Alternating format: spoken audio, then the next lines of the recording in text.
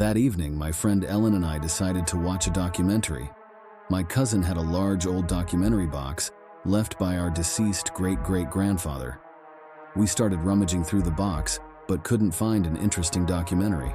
When the box was finally empty, my hand accidentally touched a height on the right side of the cardboard box. Something seemed to be wedged between two cardboard layers on the right side of the box.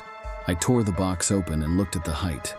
It was a CD case that read, "The Life of the Dead, Just Another Documentary." My friend was surprised because, as she claimed, she knew this vast archive by heart, and she had never seen such a documentary before. Both of us were about to watch this strange documentary for the first time. I opened the box, and a black-faced CD came out. We went to sit in front of the television. Ellen had already turned on the CD player and asked me to insert the CD. I was hesitant because I was afraid of being scared.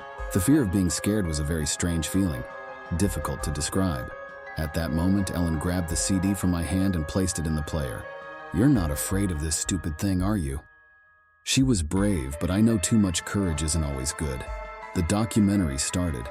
When we checked the duration, we were surprised. It was a very short documentary, only 3 minutes long. Maybe the rest of it was corrupted. We would have to wait to find out. Ellen pressed the play button on the remote, and the documentary began. As I expected, it was a creepy documentary. Ellen stared at the screen with wide eyes. Images of graves and corpses passed in photo form on the screen. My heart was about to jump out of my chest. Ellen's courage wasn't enough. At the 30-second mark, Ellen grabbed the remote to turn it off, but a voice began to speak. "The dead are not dead as you think. They continue to exist in other dimensions of life after death. If a dead person wants, they can talk to you." It was really ridiculous. Ellen, unable to bear this nonsense, turned it off. "That was a disgusting documentary. I'm going to the bathroom." When Ellen went to the bathroom, I was left alone in the room. I glanced at the clock. It was past 8:20. Minutes passed, but Ellen didn't return from the bathroom. Worried, I followed her. When I entered the bathroom, I found Ellen lying on the floor. There was no wound or blood. I was in shock. Afraid, I touched Ellen. She was as cold as an ice box.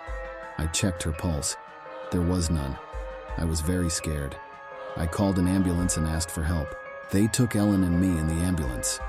Shortly after, at the hospital, I was crying by Ellen's side with a white sheet over her. At that moment, the specialist examining her body came up to me and started talking. "When did you find this body? This person has been dead for at least 3 days.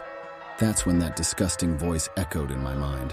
"A dead person, if they want to, can talk to you.